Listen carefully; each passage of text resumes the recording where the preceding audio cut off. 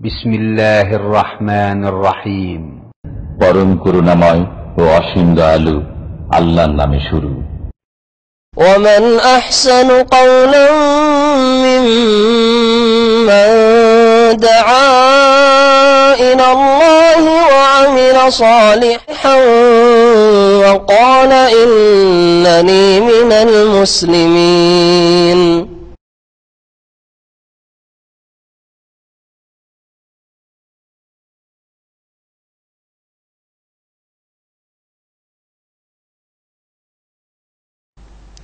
السلام عليكم ورحمة الله وبركاته.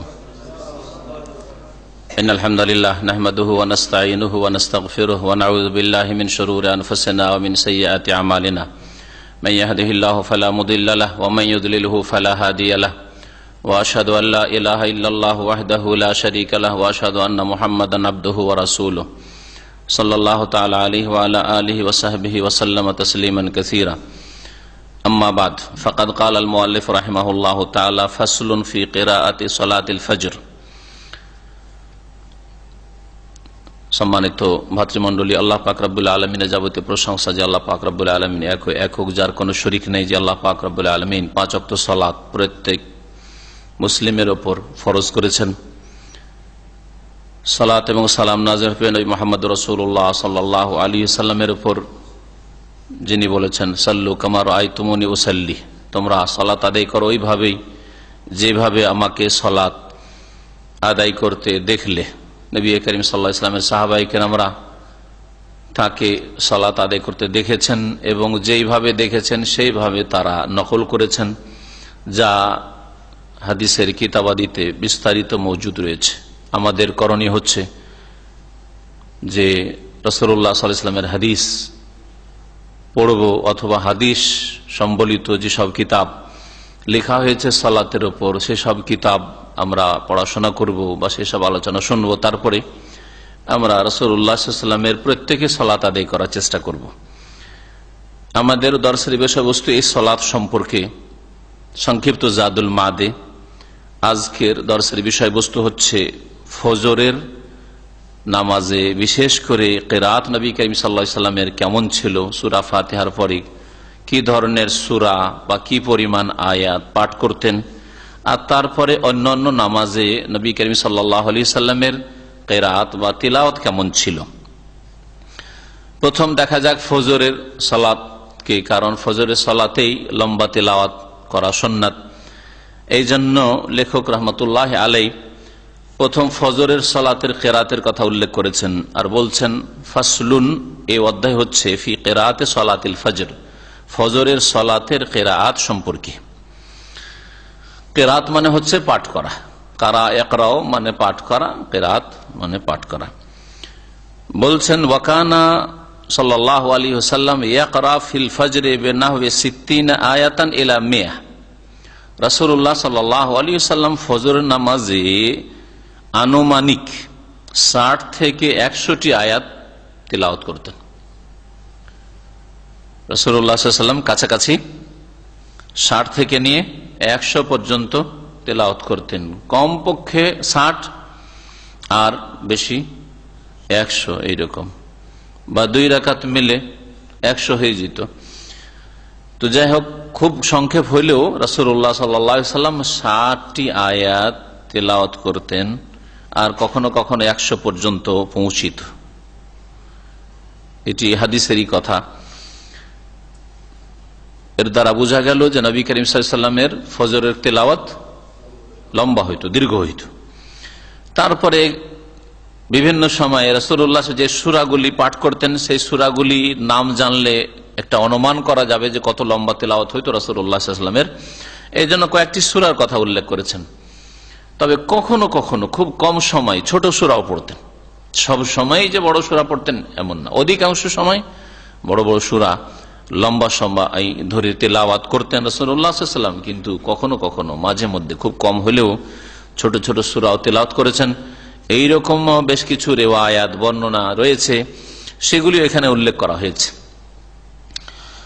বলছেন লেখক ওয়াসাল্লাহা বিসূরাতি কাফ, রাসূলুল্লাহ সাল্লাল্লাহু আলাইহি ওয়াসাল্লাম ফজরের সালাত আদায় করেছেন সূরা কাফ দিয়ে। সূরা কাফ ছোট সূরা নাই, হ্যাঁ, খুব বড় সূরা না হইলে ছোট সূরা নাই, মধ্যম সূরা, তাই না? কতটি আয়াত রয়েছে? ওয়াসাল্লাহ বিসূরাতির রুম, আর রাসূলুল্লাহ সাল্লাল্লাহু আলাইহি ওয়াসাল্লাম সূরা রুম দিয়ে তেলাওয়াত করেছেন। সূরা রুম সূরা কাফের চাইতে বড়। ওয়াসাল্লাহ বিইযা শামসু কুওয়িরাত, আর রাসূলুল্লাহ সাল্লাল্লাহু আলাইহি ওয়াসাল্লাম জুজে আম্মা পারার একটি সূরা ইযা শামসু কুওয়িরাত ওয়া ইযা নুজুমুন কাদারাত, এই সূরা এক রুকু 1.5 সাফা পৃষ্ঠা, এটাও তেলাওয়াত করেছেন। ওয়াসাল্লাহ বিইযা যুলজিলাতিল আরদু জিলজালাহা, আর কখনো কখনো রাসূলুল্লাহ সাল্লাল্লাহু আলাইহি ওয়াসাল্লাম ইযা যুলজিলা তেলাওয়াত করেছেন ফির রাকাতাইনি কিলতাইহিমা। ইযা যুলজিলা একদিন রাসূলুল্লাহ তেলাওয়াত করেছেন 2 রাকাতে, মানে প্রথম রাকাতেও ইযা যুলজিলা আর দ্বিতীয় রাকাতেও ইযা যুলজিলা। এই দিয়ে কি জানতে পারলেন? প্রথম জানতে পারলেন যে রাসূলুল্লাহ কখনো কখনো ছোট সূরাও পড়েছেন ফজর নামাজে, সূরা ফাতিহার সাথে। এটা যেমন জানতে পারলেন, তেমনি আর একটি বিষয় জানতে পারলেন, যেটা আমাদের দেশের লোকের আপত্তিকর মনে করে। আর কোন ইমাম যদি সূরা ফাতিহার পরে দ্বিতীয় রাকাতে আগের সূরাই শুরু করে দেয়, প্রথম রাকাতে উদাহরণস্বরূপ মনে করেন যে তেলাওয়াত করেছে আল কারিয়া তেলাওয়াত করেছে, বা সূরা কাফিরুন, দ্বিতীয় রাকাতে সূরা কাফিরুন আল কারিয়া, তাহলে সুবহানাল্লাহ করা শুরু করবে। হ্যাঁ, সুবহানাল্লাহ যদি তাও সুন্নাতের অনুসারে হয়, জানে যে তাসবিহ করতে হয় পুরুষদের, সুবহানাল্লাহ বলবে। আর যদি এতে থেকেও অজ্ঞ হয়, তাহলে আল্লাহ আকবরের বিদাত শুরু করবে, আল্লাহ আকবর বলা শুরু করবে। তো এর দ্বারা অন্তত আমরা কি জানতে পারলাম যে কোন ইমাম সাহেব যদি আমাদের সামনে প্রথম রাকাতে যে সূরাটি পড়লো সূরা ফাতিহার পরে দ্বিতীয় রাকাত ওই সূরায় যদি পড়ে, তো কখনোই ধারণা করবেন না যে এর পুঁজি নাই মনে হয়, সেই জন্য ঘুরে ফিরে ওই সূরায় পড়ছে, এটাও মনে করবেন না। আর এটাও মনে করবেন যে সুন্নাতের খেলাফ কাজ করে দিল, নামাজ হবে কি হবে না। এই জাহালত অজ্ঞতা যেন না থাকে। ইলম শিখার এই ফায়দা যে আমার সামনে যদি এইভাবে 2 রাকাতেই একটি সূরা পড়ে দেয় সূরা ফাতিহার পরে, তো কোনো দোষের কথা নাই। বরং সুন্নাত নবী সাল্লাল্লাহু আলাইহি সাল্লামের যদিও কখনো জীবনে একবারই হয়তো পড়েছেন বা 2 বার পড়েছেন, হ্যাঁ, একবারের কথা উল্লেখ করা হয়েছে এখানে। নবী সাল্লাল্লাহু আলাইহি সাল্লাম ইযা যুলজিলাতিল আরদু জিলজালাহা, ছোট্ট সূরা, একেতে ছোট্ট সূরা। 2 নম্বর ফির রাকাতাইনি কিলতাইহিমা, 2 রাকাতেই পড়েছেন। ওয়াসাল্লাহ বিল মুআউযিযাতাইন, আর রাসূলুল্লাহ ফজরের নামাজ এমন কি এত ছোট সূরা দিয়ে পড়েছেন যে মুআউযিযাতাইন দিয়ে। মুআউযিযাতাইন মানে কি? সূরা ফালাক আর সূরা নাস, প্রথম রাকাতে সূরা ফালাক, দ্বিতীয় রাকাতে সূরা নাস, এই দিয়ে পড়েছেন। তো এমন ছোট সূরা দিয়েও কেউ যদি পড়িয়ে দেয়, তাহলে আপনার যেন পালপিটেশন না শুরু হয়ে যায় যে নামাজ আজকে ভালো হইল না মনে হয়। ঠিক আছে, কিন্তু যদি এমন হয় যে প্রায় সপ্তাহে 2 দিন 3 দিন চলছে এইরকম সূরা ফালাক নাস আর কুরাইশ আর ফিল, তাহলে অবশ্যই ঠিক না, অবশ্যই ঠিক না। কিন্তু কখনো বছরে একবার হয়তো পড়িয়ে দিল সূরা ফালাক নাস ফজরে, কোনো দোষের কথা নাই। হতে পারে তার শরীর অসুস্থ আছে, হতে পারে যে জীবনে একবার এই সুন্নাত আমল করি, নবী সাল্লাল্লাহু আলাইহি ওয়াসাল্লাম জীবনে একবার করেছেন, আমি একবার করি, সেটাও হইতে পারে। এই হাদিসগুলি জানা থাকলে ফায়দা, বিশেষ করে সফরে যারা আপনার পিছনে নামাজ পড়ছে তারাও তাড়াতাড়ি করছে, আর আপনারও তাড়াহুড়া থাকতে পারে। ওমরা সফরগুলি করছেন না, হজের সফর করছেন, হ্যাঁ, পেট্রোল পাম্পে থেমেছেন, ওর মধ্যে খাবার খেতে হবে, ওর মধ্যে হয়তো চা পানি নিতে হবে, তারপরে বাস ছুটে যেতে পারে, হ্যাঁ, উজুর ভিড় ভাড় আছে, ওখান থেকে আসতে আসতে লেট হয়ে গেছে, তাড়াতাড়ি নামাজটা পড়তে হবে, লম্বা সূরা যদি ধরিয়ে দেয়। অনেকে কিন্তু এই মূর্খামি কাজ করে, পেয়েছে ইমামতি করতে, লম্বা সূরা ধরিয়ে দিয়েছে, অথচ পেট্রোল পাম্পের মসজিদ, বড় অজ্ঞতা এটা। ওই ক্ষেত্রে এই সুন্নাতগুলোর আমল করেন, সূরা ইযা যুলজিলাত, সূরা ফালাক, নাস, ফিল, কুরাইশ, ফজরের নামাজে কোনো অসুবিধা নেই। এই বিষয়গুলি জানা থাকলে এই অবস্থায় বা এইরকম অবস্থা হইতে পারে, যে কোনো অবস্থায় যখন তাড়া রয়েছে, তখন আপনি ছোট সূরাগুলি পড়বেন। নবী সাল্লাল্লাহু আলাইহি ওয়াসাল্লাম মুআউযিযাতাইন দিয়ে সূরা ফালাক এবং নাস দিয়ে পড়েছেন। সূরা ফালাক নাসকে মুআউযিযাতাইন কেন বলে? আউয়াজা, আইন ওয়াও জাল, আউয়াজা ইউআউযু মানে হচ্ছে আশ্রয়ে রাখা, আশ্রয়ে রাখা, তাওয়িজ থেকে হচ্ছে তাওয়িজ, তাওয়িজ মানে কাউকে আশ্রয়ে রাখা। এখন এই তাওয়িজ শব্দটি তো ভালো ছিল, ওইটাকে আমার ওয়াওকে তো আমরা বা পড়ি, ওয়াজের থাকলে ওয়াজের বে পড়িয়েছে আমাদেরকে ছোটতে, কায়দা আমপারা যখন পড়েছি, ওয়াজের কি পড়িয়েছে?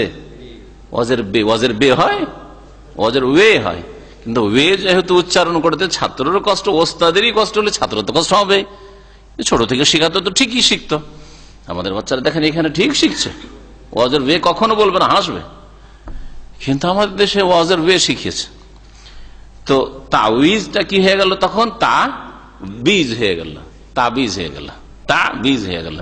আর ওই যে টানটা আইনের আছে ওটাও বাদ গেল, ওটাও অফ করে দিল। এক তো ওয়াওকে ওয়েকে বে করলো, আর আইনের টানকে অফ করে দিল, হ্যাঁ, দিয়ে কি করে দিল? তাবিজ বানিয়ে দিল। আর তাবিজ মানে আশ্রয়ে রাখা। নবী করিম সাল্লাল্লাহু আলাইহি ওয়াসাল্লাম তাবিজ বানিয়ে বেঁধে লটকে আশ্রয়ে রাখেননি, বরং পড়ে সূরা ফালাক নাস পড়েন, সূরা ইখলাস পড়েন, দম করেন, হ্যাঁ, ইত্যাদি। এইভাবে আল্লাহ পাকের আশ্রয়ে নিজেকে অথবা অন্যকে রেখেছেন, হাসান হোসেনকে। এখন এই বাঁধা তাবিজের ওপর এই শব্দের প্রয়োগ শুরু হয়ে গেল, আর এই তাবিজ ধর্ম হয়ে গেল। তাবিজ ধর্ম না, তাবিজ হচ্ছে শিরক। তাবিজ দিন নয়, তাবিজ তৌহিদ নয়, তাবিজ সুন্নত নয়, তাবিজ হচ্ছে শিরক ও বিদআত। সূরা ফালাক নাসে যেহেতু আল্লাহর আশ্রয় গ্রহণ করা হয়েছে, নিজেকে আশ্রয়ে রাখছেন অথবা অন্যকে আল্লাহর আশ্রয়ে রাখার জন্য আপনি সূরা ফালাক নাস পড়ছেন। এই জন্য এই দুইটি সূরাকে কি বলা হয়? মুআউযিযাতাইন। নবী করিম সাল্লাল্লাহু আলাইহি ওয়াসাল্লাম কি যখন জাদু করেছিল লাবিদ ইবনুল আসাম ইহুদি, তখন আল্লাহ পাক নবী সাল্লাল্লাহু আলাইহি ওয়াসাল্লামের চিকিৎসার জন্য এই সূরা ফালাক নাস নাযিল করেছিলেন। এই সূরা ফালাক নাস আপনাকে দুনিয়ার সমস্ত রকমের অনিষ্ট থেকে সুরক্ষা দান করবে আল্লাহ পাকের রহমতে। এই জন্য এই দুটি সূরাকে মুআউযিযাতাইন, আশ্রয় দানকারী দুটি সূরা। মুআউযিযা এক বচন আর মুআউযিযাতাইন দ্বিবচন। ওয়াকানা ফিস সাফারি ওয়াসাল্লাহা, রাসূলুল্লাহ সাল্লাল্লাহু আলাইহি ওয়াসাল্লাম কোন এক সময় সফরে ছিলেন আর ফজরের সালাত আদায় করলেন।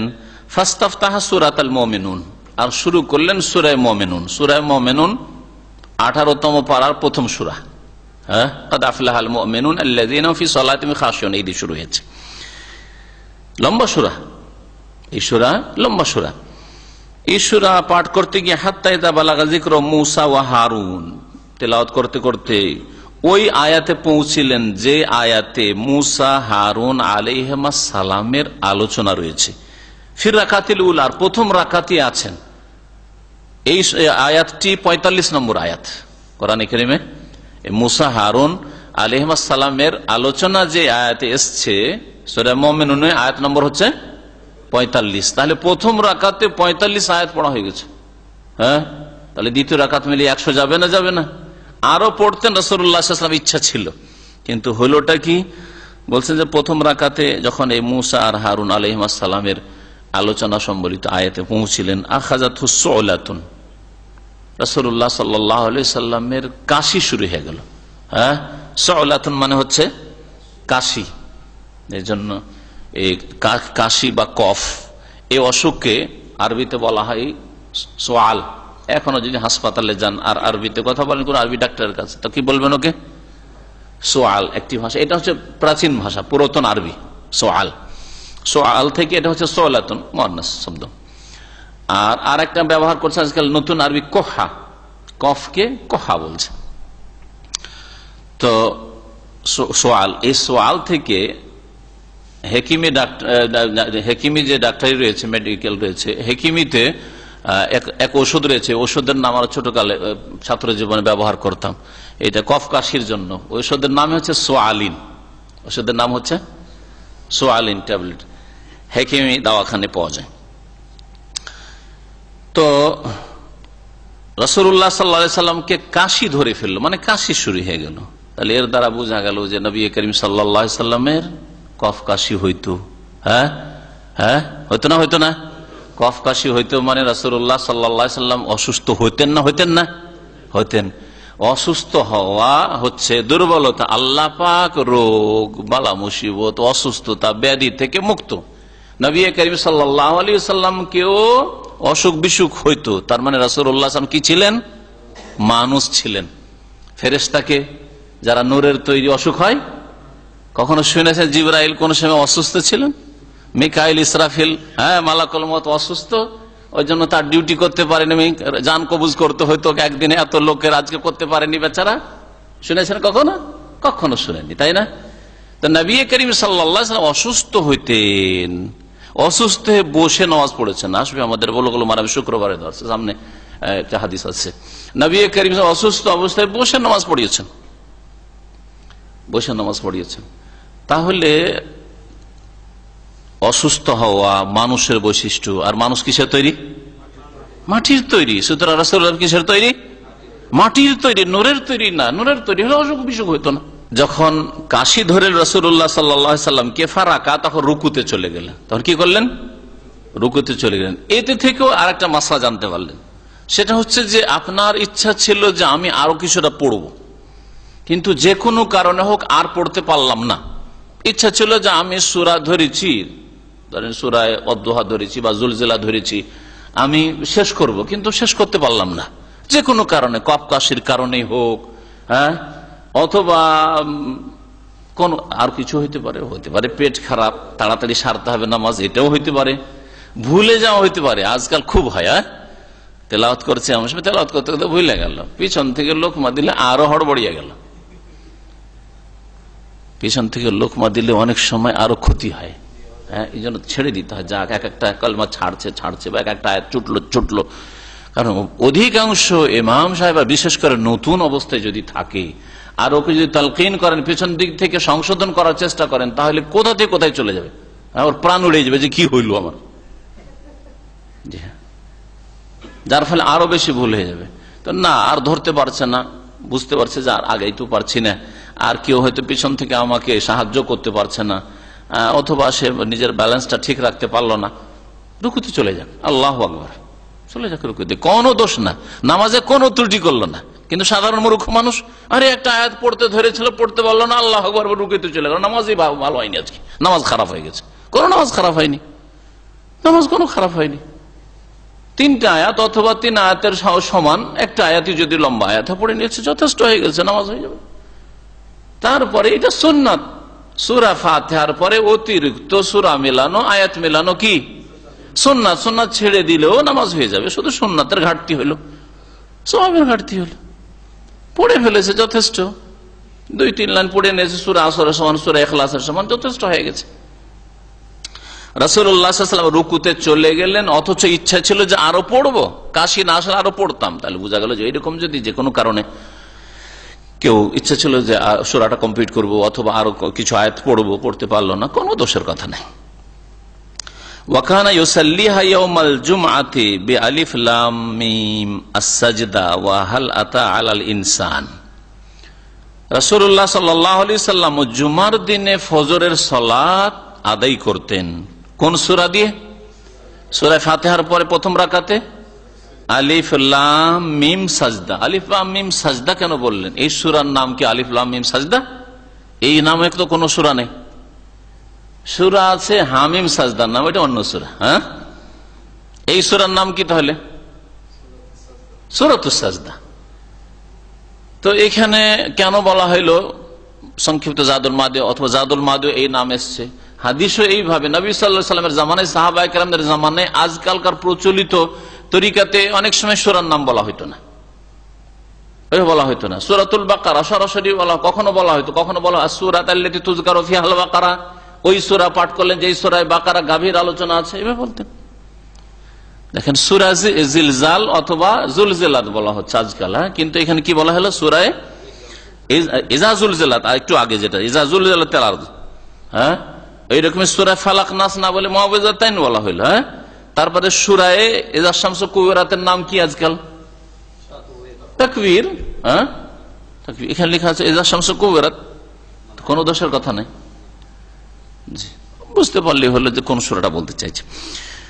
তো নবী করিম সাল্লাল্লাহু আলাইহি ওয়াসাল্লাম ফজরের নামাজে জুমার দিনে প্রথম রাকাতে সূরা ফাতিহার পরে কি পড়তেন? সূরা সাজদা পড়তেন। তো ওর সাথে আলিফ লাম মিম কেন লাগানো হইলো এখানে? এই জন্য লাগানো হয়েছে যে এই সূরার প্রথম শুরু হয়েছে আলিফ লাম মিম দিয়ে। আলিফ লাম মিম তানজিলুল কিতাবি লা রাইবা ফীহি মির রাব্বিল আলামিন। এই সূরার নাম সাজদা কেন? এই জন্য যে এই সূরার ভিতরে সেজদা আছে, এই সূরার ভিতরে এক জায়গায় সিজদা আছে, সিজদায়ে তিলাওয়াত। দ্বিতীয় রাকাতে সূরা ফাতিহার পরে কি পড়তেন? সূরা দাহর। কিন্তু এখানে সূরা দাহর না বলে সূরা দাহর অপর নাম আছে সূরাতুল ইনসান, জানেন? সূরা দাহর অপর নাম হচ্ছে সূরাতুল ইনসান। আরবি যেগুলি কপি কোরআনে কারিমে ওতে সূরা ইনসান লেখা আছে, কিন্তু যেটা পাকিস্তান, ইন্ডিয়া, বাংলাদেশের ছাপা কোরআন তাতে সূরা দাহর লেখা আছে। কারণ এই সূরার দুটোই নাম, হাল আতা আলাল ইনসান হিনুম মিনাদ দাহর, প্রথম আয়াতে ইনসান শব্দটি এসছে আর দাহর শব্দ এসছে। এই জন্য এই সূরার নাম কেউ কেউ ইনসান বলেছে, এই সূরার নাম কেউ কেউ সূরা দাহর বলেছে, দুটোই ঠিক আছে। এখানে কি বলা হলো, এখানে সূরা দাহরও বললো না, সূরা ইনসান বললো না, কি বললো, হাল আতা আলাল ইনসান। এই সূরাটি পড়েছিলেন, মানে আয়াতের প্রথম অংশটা, বেশ কিছুটা বলে দিলেন। এই সূরা নবী করিম সাল্লাল্লাহু আলাইহি ওয়াসাল্লাম দ্বিতীয় রাকাতে পড়েছেন। এটা হচ্ছে সুন্নাত, এটা শুক্রবারে ফজর নামাজে তেলাওয়াত করা এই দুটি সূরা সুন্নাত, ওয়াজিব নয়। কেউ যদি না পড়ে তো ঘাটতি করলো না, তবে একেবারে ছেড়ে দেবে না, একেবারে ছেড়ে দেবে। আজকাল অধিকাংশ মসজিদে একেবারে ছেড়ে দেওয়া হয়েছে, এটা বড়ই দুঃখের বিষয়। একমাত্র হারমান শরীফে আমি ফজর নামাজ পড়ে এসে তেলাওয়াত শুনি, প্রথম চালু করে দিই, আপনাদের অবগতির জন্য বলছি। অনেকের মোবাইলে হয়তো আছে, রেডিও আছে, হ্যাঁ খুব সহজ, মোবাইলে রেডিও চালানো সহজ, অথবা গাড়িতে বসে যাচ্ছেন ইজাতুল কোরআন চালু করলেই হলো। তো আপনি চালু করে দেন, দেখবেন যে প্রথম মক্কার তেলাওয়াত শুরু হচ্ছে, মানে একামত আগে মক্কায় হয়, 4-5 মিনিটের ব্যবধানে শুরু হয়। মক্কার তেলাওয়াত দেখলাম যে শেষ হতে যাচ্ছে, বা বিশেষ করে প্রথম রাকাত শেষ হচ্ছে, তখন দ্বিতীয় রাকাত হয়তো মক্কায় শুরু হচ্ছে, তখন মদিনার একামত হইল।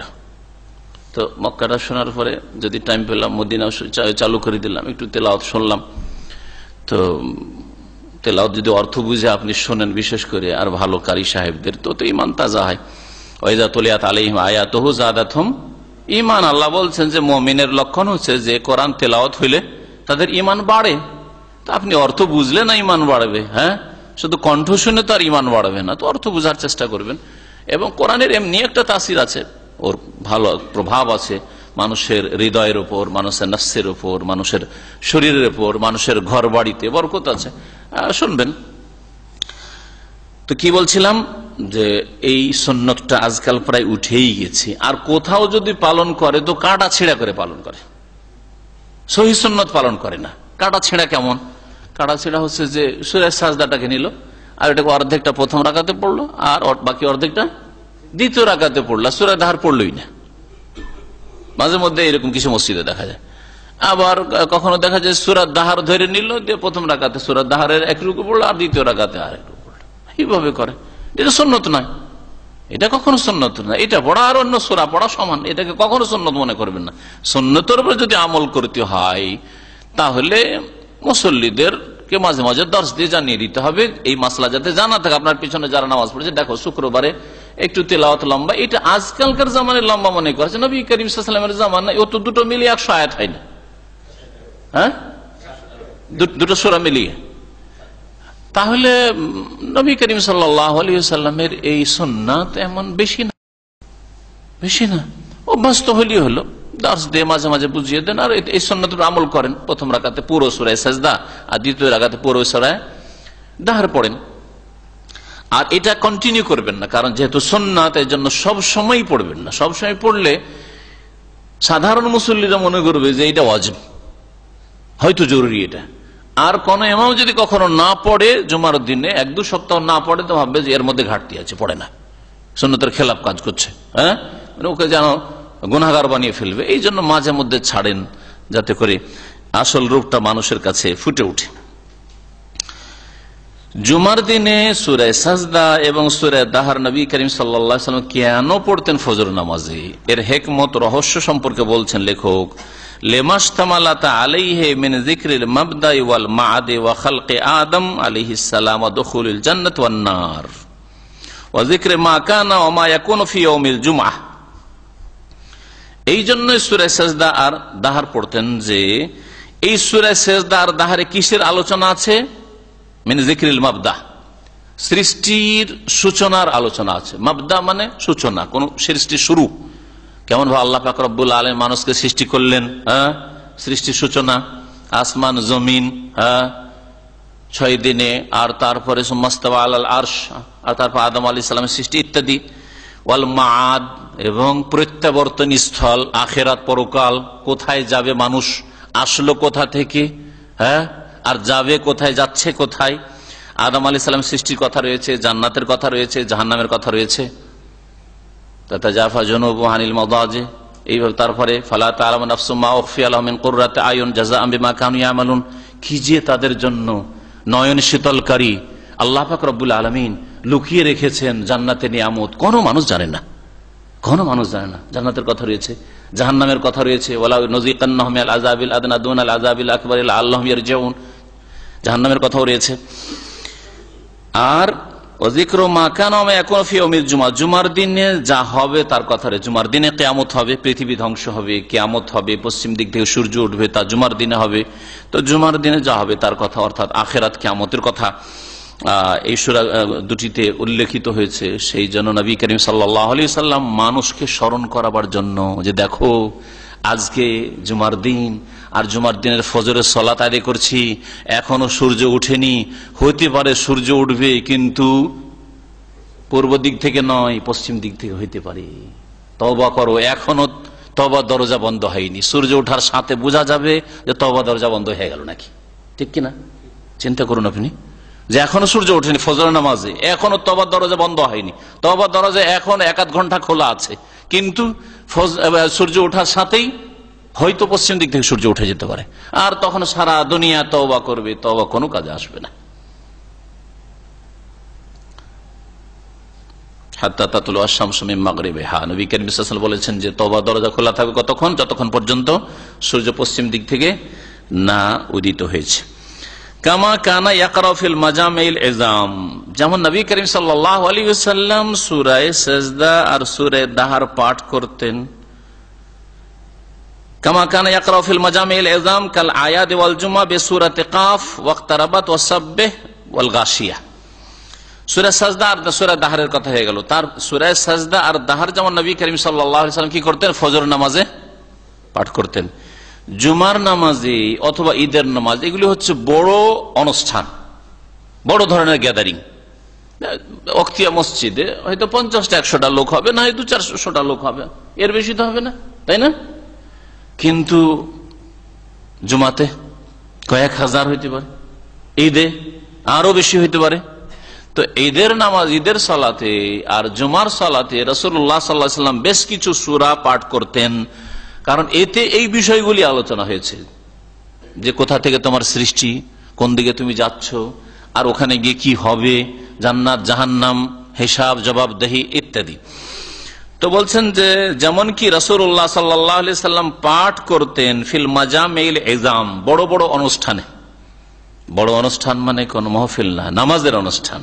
কাল আয়াত, যেমন ঈদে, ঈদুল ফিতর, ঈদুল আজহা, ওয়াল জুমা আর জুমার সালাতে কি পড়তেন? সূরা কাফ পড়তেন, সূরা ইখতারাবাতিস সাআ ওয়া শাক্কাল কমর, চন্দ্র বিদীর্ণ হয়েছে, কিয়ামত নিকটবর্তী হয়েছে ইত্যাদি। হ্যাঁ, কিয়ামতের কথা দিয়ে শুরু। সাব্বিহ ইসমা রাব্বিকাল আলা আল্লাযী খালাকা ফাসাওয়া ওয়াল্লাযী কাদ্দারা ফাহাদা, সৃষ্টির সূচনা, আর তারপরে ইত্যাদি ইত্যাদি আখিরাতের কথা। সূরা গাশিয়া, হাদিসুল গাশিয়া, গাশিয়া মানে কিয়ামত, হ্যাঁ, গাশিয়া কিয়ামতের অপর নাম। এই সূরাগুলি পাঠ করতেন।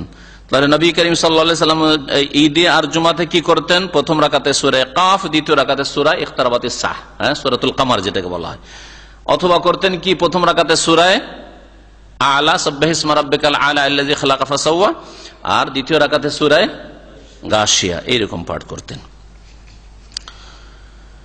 ফাসলুন, এই অধ্যায় হচ্ছে ফি হাদিহি সাল্লাল্লাহু আলাইহি ওয়াসাল্লাম ফিল কিরাআতি ফি বাকিস সালাওয়াত, রাসূলুল্লাহ সাল্লাল্লাহু আলাইহি ওয়াসাল্লামের ফজর ছাড়া বাকি সালাতগুলিতে কিরাত কেমন ছিল, কি ধরনের তেলাওয়াত হইত। বলছেন লেখক, আম্মা যোহর, যোহরের নামাজ নেন, ফজর হয়ে গেছে, এখন যোহরের নামাজে ফাকানা ইউতিলু কিরাআতা আহইয়ানান, রাসূলুল্লাহ সাল্লাল্লাহু আলাইহি ওয়াসাল্লাম যোহরের কিরাত কখনো কখনো লম্বা করতেন। কেমন লম্বা হইতো তাই দেখেন। আজকাল যদি এইরকম লম্বা হয় তো ছেড়ে ছুড়ে সব পালিয়ে যাবে। দেখেন কেমন লম্বা হইতো। হাত্তা কাল আবু সাঈদ খুদরি রাদিয়াল্লাহু তাআলা বলছেন, কানাত সালাতু যোহরে তুকাম, রাসূলুল্লাহ সাল্লাল্লাহু আলাইহি ওয়াসাল্লামের যোহরের নামাজের একামত হয়ে যেত, একামত হয়ে গেছে। ফায়াযহাবু যাহিবু ইলাল বাকি, জানেওয়ালা যেত বাকির দিকে। বাকি কি বললেন সাহাবী? বলে জান্নাতুল বাকি বললেন। কি বললেন সাহাবী? বাকি, এলাল বাকি, আল বাকি বললেন। জান্নাতুল বাকি বলেছেন কি? তাহলে জান্নাতুল বাকি বলা বিদাত না সুন্নাত? বিদাত। বাকি ওই জায়গাটার নাম ছিল বাকি, আর ওখানে কাঁটাওয়ালা গাছ হইতো, ওই জন্য কোন কোন হাদিসে বাকিউল গারকাদ এসেছে। গারকাদ নামক কাঁটাওয়ালা গাছ খুব জন্মাতো এলাকাটাই, যেখানে মদিনার কবরস্থান ছিল, এই জন্য বাকিউল গারকাদ বলা হয়েছে। আর জান্নাতুল বাকি কোন একটি জয়ীফ হাদিসও নেই। সুতরাং মক্কার কবরকে জান্নাতুল মুআল্লা, আল মুআল্লাকে জান্নাত বানিয়ে জান্নাতুল মুআল্লা করে দেওয়া, আর মদিনার কবরস্থানকে বাকিকে জান্নাতুল বাকি বানিয়ে দেওয়া, এটা হচ্ছে বিদাতি কথা, কথার বিদাত। আকীদার বিশ্বাসের বিদাত আমাদের সমাজে রয়েছে, জবানেরও বিদাত রয়েছে, আর আমলেরও বিদাত রয়েছে, সব রকম বিদাত রয়েছে। এটা হচ্ছে ভাষাগত বিদাত। বাকির এলাকায় যেত, বাকির এলাকা ফাঁকা পড়ে আছে, ওইদিকে কোনো জনবস্তি নেই। আর আগের যুগে প্রত্যেকের বাড়িতে কাজায়ে হাজাতের ব্যবস্থা, বাথরুমের ব্যবস্থা ছিল না, বাথরুমের ব্যবস্থা ছিল না। তাহলে বাথরুমের ব্যবস্থা না হলে কি করতে হবে? মাঠে যেতে হবে, চোখের আড়ালে যেতে হবে, হ্যাঁ, যাতে নজরে না আসে, যে এলাকায় জনবস্তি নেই, লোকজন নেই, দূর থেকে নজরে আসবে না, এইরকম এলাকায় যেতে হবে, ঠিক না? বা বন জঙ্গলে যেতে হবে, যেমন আমাদের দেশে গ্রামে গঞ্জে করে। এর আগে তো দেখতাম, অনেক দেখতাম, আজকালও গ্রামে গঞ্জে হয়তো আছে। তো বাকিতে যেত কেউ কেউ, ফায়াকজি হাজাত, সেখানে গিয়ে সে তার কাজায়ে হাজাত করতো। কাজায়ে হাজাত মানে প্রয়োজন পুরা করা। কি প্রয়োজন পুরা করতো? হ্যাঁ, তুমি সব পায়খানা, শৌচ কাজ সম্পূর্ণ করতো। সোম্মায়াতি আহলাহু, তারপরে কোথায় আসতো? নিজের বাড়িতে আসতো, পরিবারের কাছে, ঘরে আসলো। ফায়াতাওয়াজা, তারপর উজু করতো। কতটি কাজ হইল? একামত হয়েছে, তখন গেল, পেশাব পায়খানা লেগেছে বাথরুমের জন্য। কোথায়? বাকির এলাকাতে। বাকির এলাকা থেকে, বাকির এলাকা তো বুঝতে পারে মসজিদে নববী, মসজিদে নববীতে এখন বাকির কাছে গেছে বড় হয়ে, কিন্তু আসল মসজিদে নববী যেটা, যেখানে জিবরাইল গেট রয়েছে, বাবে জিবরাইল সালাম করে যে গেট দিয়ে বেরিয়ে যাচ্ছেন, সালাম করতে ঢুকছেন তখন বাবু সালামের দিক থেকে, ঠিক আছে? কোন কিভাবে মসজিদ নববীটা রয়েছে তাহলে বুঝতে পারবেন। মসজিদ নববী কোন দিকে কিবলা রয়েছে? দক্ষিণে কিবলা রয়েছে। এখান থেকে দক্ষিণ কোন দিকে? এইদিকে দক্ষিণ। তার মানে মসজিদ নববী এইভাবে, কিবলা এখানে, হ্যাঁ, কিবলা হচ্ছে এখানে, বাবু সালাম এইদিকে উত্তর দিকে। বাবু সালাম থেকে ঢুকে সালাম করলেন, সালাম করে এদিক থেকে বেরিয়ে যে গেটটা বেরিয়ে গেল, এটা হচ্ছে বাবে জিবরিল। হ্যাঁ, বাবে জিবরিল। তো জিবরাইল গেট দিয়ে বেরিয়ে সামনে আসলে আরো লম্বা এখন মসজিদ হয়ে গেছে। মসজিদ এলাকা পার করলে, রোড পার করলে বাকি শুরু হয়ে যাচ্ছে, বাকির কবরস্থান এলাকা শুরু হয়েছে, লম্বা এলাকা নেই। তো এই বাকি এলাকায় কোন জনবস্তি তখন ছিল না, এত দূরে তখন ছিল মসজিদের নববী থেকে। ওখানে গিয়ে কাজায়ে হাজাত করলো, পেশাব পায়খানা সারলো, ফিরে আসলো, বাড়িতে আসার পরে উজু করলো, উজু করার পরে মসজিদে আসলো। কতক্ষণ টাইম লাগতে পারে? 15 মিনিট তো হবে, 10-15 মিনিট তো হবেই।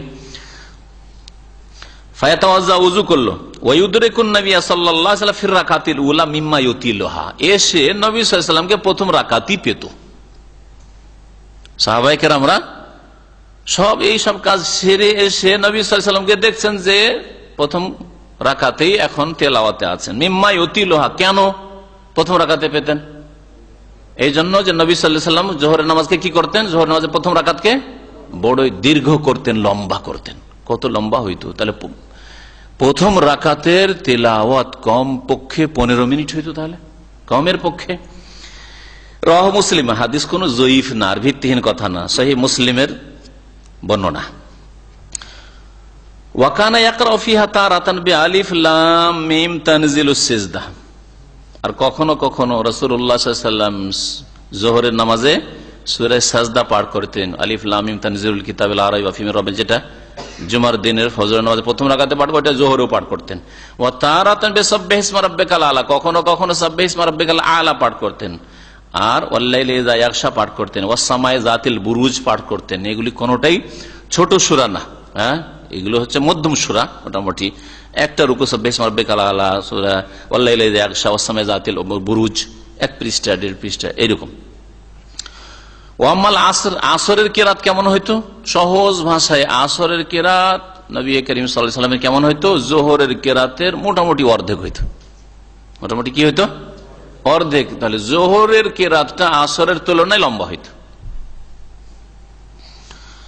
ওয়াম্মাল আসর, পক্ষান্তরে আসরের সালাত ফাআলা নিসফে মিন কিরাতি যোহরে ইযা তালাত, জোহরের নামাজের তিলাওয়াতের অর্ধেক হইতো যদি জোহর লম্বা ধরেন, তাহলে মানে নবী সাল্লাল্লাহু আলাইহি ওয়াসাল্লামের লম্বা জোহরের অর্ধেক হইতো কি আসরের তেলাওয়াত, লম্বা জোহরের। আর কখনো কখনো সংক্ষেপ করতেন, যেমন সূরা সাব্বিহ ইসমা দিয়ে পাঠ করলেন, ওয়াল্লাইলি ইযা ইয়াগশা দিয়ে, সূরা বুরুজ দিয়ে, তো এটা লম্বা নয়। কিন্তু নবী সাল্লাল্লাহু আলাইহি ওয়াসাল্লামের লম্বা জোহর কোনটা? যেটাতে একজন লোক বাথরুম সারার জন্য বাকিতে যাচ্ছে, বাকি থেকে আর ইকামত শুরু হয়েছে, ইকামত শুরু হইলো তখন ও গেল কাজা হাজাত করার জন্য, পেশাব পায়খানার জন্য বাকি থেকে ফিরে আসে, ফিরে আসার বাড়িতে এসে উজু করলো, উজু করার পরে মসজিদে আসছে, তো প্রথম রাকাতে নবী সাল্লাল্লাহু আলাইহি ওয়াসাল্লাম, এটা হচ্ছে লম্বা। অথবা সূরা সাজদা পাঠ করলেন, এগুলো হচ্ছে লম্বা জোহরের নামাজ। তো যদি জোহরের নামাজ নবী সাল্লাল্লাহু আলাইহি ওয়াসাল্লামের যখন লম্বা হইতো ওইটাকে ধরা হয়, তাহলে ওর অর্ধেক হইতো কোন নামাজ? আসরের নামাজ, আসরের নামাজের তেলাওয়াত। ওয়াবিকাদরিহা ইযা কাসুরাত, আর জোহরের নামাজ যখন নবী সাল্লাল্লাহু আলাইহি ওয়াসাল্লাম সংক্ষেপ করতেন, সূরা সাব্বিহ ইসমা রাব্বিকাল আলা দিয়ে, গাশিয়া দিয়ে, ওয়াল্লাইলি ইযা ইয়াগশা দিয়ে, বুরুজ দিয়ে, তো এইরকম যদি ধরা হয় জোহরের নামাজ নবী সাল্লাল্লাহু আলাইহি ওয়াসাল্লামের, তাহলে আসরটা কেমন হইতো? এই পরিমাণের হইতো। ওয়াবিকাদরিহা মানে ওর পরিমাণ হইতো, এই পরিমাণে হইতো। অর্থাৎ খোলাসা হচ্ছে যে আসরের নামাজে নবী সাল্লাল্লাহু আলাইহি ওয়াসাল্লাম ছোট সূরা পড়তেন না, মাঝারি সূরা পড়তেন। সূরা বুরুজ, সূরা গাশিয়া, সূরা তারিক, সূরা ওয়াল্লাইলি ইযা ইয়াগশা, এগুলি পড়তেন। ও আম্মাল মাগরিব, মাগরিবের ক্ষেত্রে অনেকের ভুল ধারণা আছে। মাগরিব সম্পর্কে অধিকাংশ মানুষ মনে করে আজকাল মুসলিম সমাজের মাগরিব মানে ছোট তেলাওয়াত হইতে হবে, অথচ মাগরিবে ছোট তেলাওয়াত হইতে হবে, এই ধারণা ভুল ধারণা। এটি নবী করিম সাল্লাল্লাহু আলাইহি ওয়াসাল্লামের আদর্শ নাই। কখনো কখনো ছোট, কখনো বড়, আবার কিন্তু সব সময় ছোট হইতে হবে সূরা মাগরিবে। এটা মারওয়ান ইবনুল হাকাম, মদিনার যে গভর্নর হয়েছিলেন নবী সাল্লাল্লাহু আলাইহি ওয়াসাল্লামের খোলাফা রাশিদিনের পরের যুগে, তার আবিষ্কার, তার তরিকা। এটা নবী সাল্লাল্লাহু আলাইহি ওয়াসাল্লামের সাহাবায়ে কেরামের তরিকা নয়।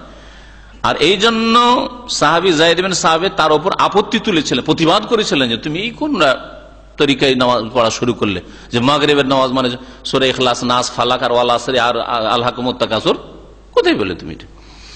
ও আম্মাল মাগরিব, মাগরিব সম্পর্কে বলছেন ফাকানা হাদিয়ুহু ফিহা খিলাফু আমালিন নাস আলিয়ম, আজকালকার জামানায় জনসাধারণের বা মানুষ মুসলিম সমাজের লোকের আমলের বিপরীত ছিল রাসূলুল্লাহর আদর্শ।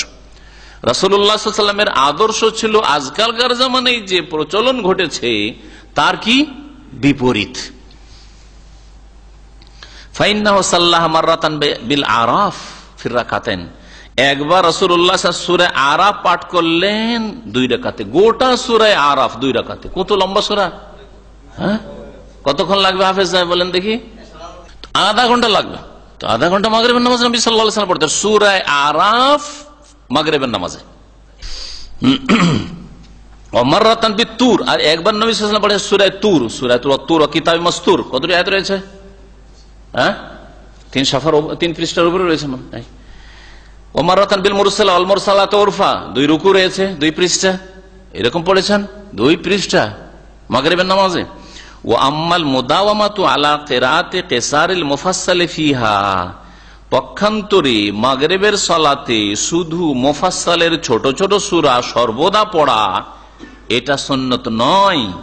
ফাহুয়া মিন ফি'ল মারওয়ান, এটা হচ্ছে মারওয়ান ইবনুল হাকাম, মদিনার গভর্নর একজন ছিলেন, তার উমাইয়া বংশের মুআবিয়া রাদিয়াল্লাহু তাআলা জামানায় এর আমল, এর কর্ম এটা। যেহেতু সেই জামানায় গভর্নর যে হয়তো আমির হইতো, সে নিজেই নামাজ পড়াইতো, নিজের দেশেরও আমির নেতৃত্ব দিত আর মসজিদেরও নেতৃত্ব দিত।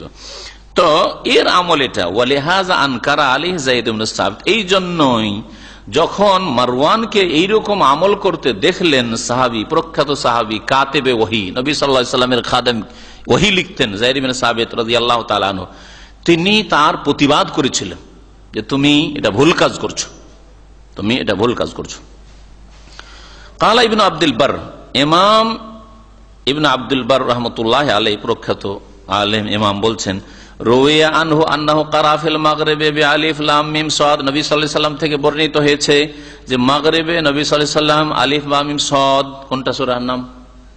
আলিফ লাম মিম সাদ দিয়ে কোন সূরা শুরু হয়েছে হাফেজ সাহেব?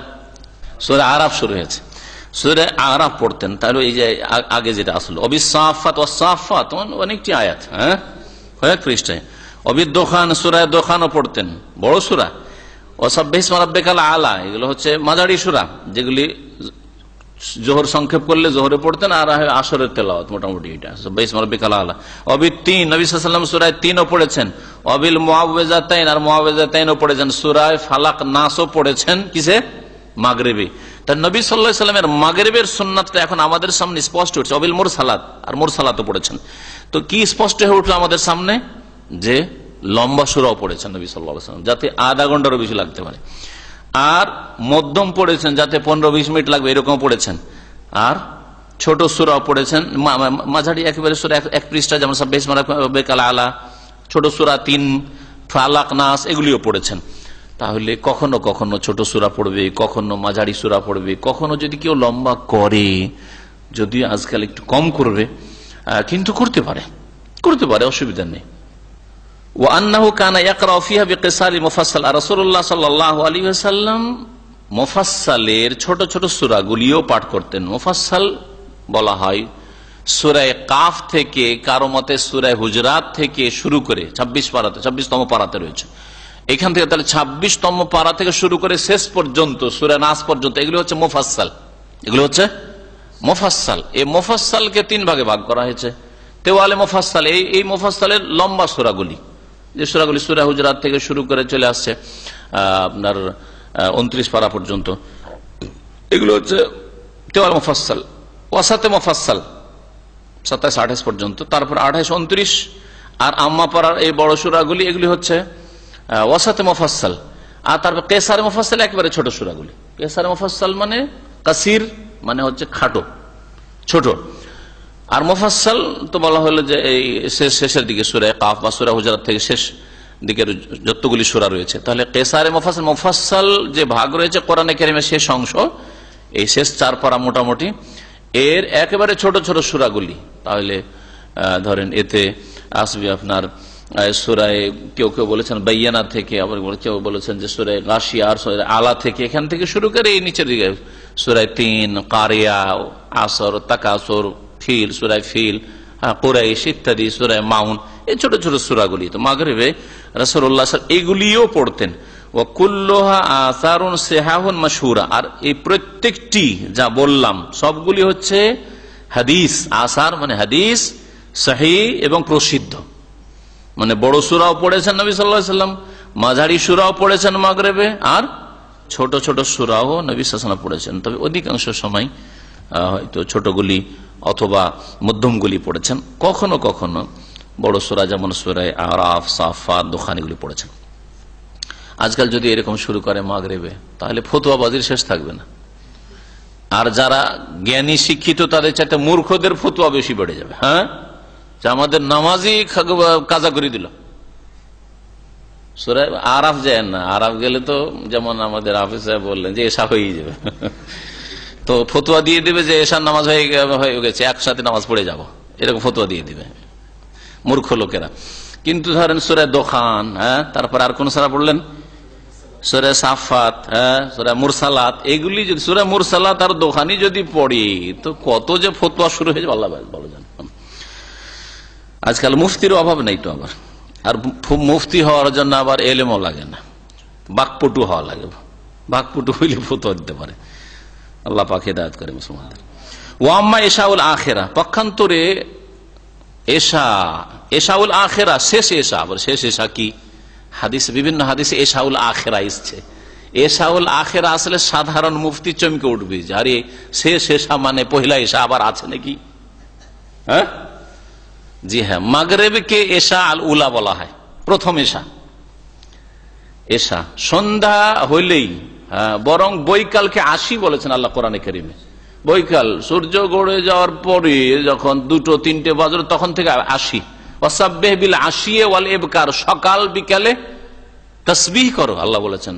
ইবকার সকাল, আর 80 মানে বৈকাল। তো 80 সন্ধ্যা হয়ে গেল, মাসা যাকে সন্ধ্যা বলা হয়। তো মাগরিবটাও এশা, আর এশাটাও এশা, হাদিসের ভাষাতে বলা হয়েছে। নবী সাল্লাল্লাহু আলাইহি ওয়াসাল্লামের জামানায়, নতুন কথা শুনছেন তাই না, নবী সাল্লাল্লাহু আলাইহি ওয়াসাল্লামের জামানায় মাগরিবকে এশায় উলা বলা হইতো। আর এশার নামাজকে কি বলা হয়তো? এশায়ে আখেরা, দ্বিতীয় বা শেষ এশা বলা হয়তো, শেষ এশা। আর সেই জামানায় রাত 10টা 11টায় খেয়ে পেট ভর্তি করে ঘুমাইতো না মানুষ। আজকাল যে সুগার আর প্রেসার আর ফ্যাট এসব কেন? যে 10টা 11টার সময় খেয়ে দিয়ে ধুম হয়ে শুয়ে পড়লাম, তাই না? এই জন্য এই সমস্যাগুলি। নবী সাল্লাল্লাহু আলাইহি ওয়াসাল্লামের জামানায় মাগরিবের আগে অথবা মাগরিবের পরে পরে খাওয়া দাওয়া শেষ, সন্ধ্যাবেলার খাওয়া দাওয়া।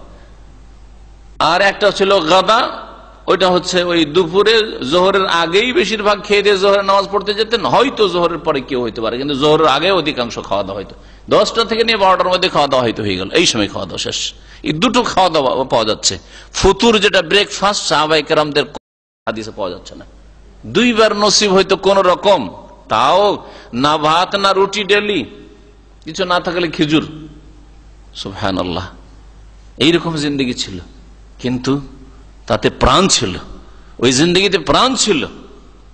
কাফেরের অন্তর কাঁপতো থরথর করে, কিন্তু এত খেয়ে দে আর মোটা সোটা হয়েও কার নাম খুশবু মুসান্নাদা, মনে হচ্ছে বড় বড় গাছের কাণ্ড। আমরা মুসলিম উম্মত আজকাল বড় বড় গাছের কাণ্ডের মতো, যে গাছ কেটে ফেলে দেওয়া হয়েছে আর গাছের কাণ্ড পড়ে আছে, ওদের আর কি জান আছে? কোন জান আছে? প্রাণ ওইরকম অবস্থা।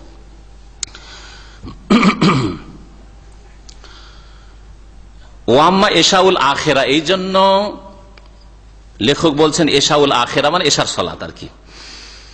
ফাকারা ফিহা, নবী সাল্লাল্লাহু আলাইহি ওয়াসাল্লাম তাতে কিরাত পড়তেন বিত্তিন, সূরা 3ও পড়েছেন, ছোট সূরা।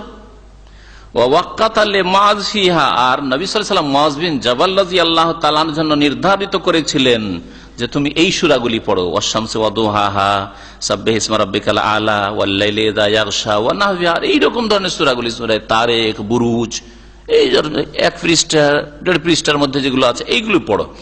ওয়া আনকারা আলাইহি কিরাতাহু ফিহা বিল বাকারা, আর মুআয বিন জাবাল রাদিয়াল্লাহু তাআলা আনহুর উপর আপত্তি করেছিলেন তার সূরা বাকারা তেলাওয়াত করাকে। সূরা বাকারা এশার নামাজে ধরিয়ে দিতেন। মুআয বিন জাবাল রাদিয়াল্লাহু তাআলা আনহু তার মহল্লার পাড়ার মদিনায় মসজিদের ইমাম ছিলেন। মুআয বিন জাবাল রাদিয়াল্লাহু তাআলা আনহু এশার নামাজে আসতেন আর আসার পরে সূরা বাকারা শুরু করে দিতেন। একদিন সূরা বাকারা শুরু করে দিয়েছেন, ধৈর্য ধরতে ধরতে এক সাহাবী আর ধৈর্য ধরতে পারেন নাই। সারাদিন খেজুরের বাগানে মেহনতের কাজ করে এসছে আর শরীর চলে না, অচল অবস্থা। নামাজ ছেড়ে, জামাত ছেড়ে দিয়ে আলাদা নামাজ পড়ে টান দিয়েছে। এর পিছনে নামাজ পড়া যাবে, এত লম্বা নামাজ পড়া যাবে না, এইরকম কাজ করেছে। মুআয বিন জাবাল রাদিয়াল্লাহু তাআলা সালাম ফেরার পর লোকেরা বললো যে এইরকম একটা লোক আপনার এই লম্বা নামাজ দেখে ও আলাদা নামাজ পড়ে টান দিয়েছে বাড়িতে। মুআয বিন জাবাল একটু স্বাভাবিক মানুষ, রাগ হয়, বলছি মুনাফিক আছে, মুনাফিক চরিত্র লোক, মুনাফিক আছে। ও যখন শুনলো যে আমাকে মুনাফিক বলেছে, ও মেজাজ গরমিল, হ্যাঁ আমাকে মুনাফিক বলে দিল। একবার রাসূলুল্লাহ সাল্লাল্লাহু আলাইহি ওয়াসাল্লামের কাছে এসে হাজির, ইয়া রাসূলুল্লাহ, মুআয বিন জাবাল আমাদের জন্য বড় কষ্টের কারণ হয়ে গেছে। এশার নামাজে সূরা বাকারা ধরিয়ে দিয়েছে, সারাদিন আমরা মেহনত পরিশ্রম করে আসি, কৃষি কাজ করি, খেজুর বাগানে মেহনত করতে হয়, পরিশ্রম করতে হয়, আর এই সূরা বাকারা এশার নামাজে ধরিয়ে দিয়েছে, তাই আমি জামাত ছেড়ে আলাদা নামাজ পড়ে চলে গেছি, আমাকে মুনাফিক বলেছে।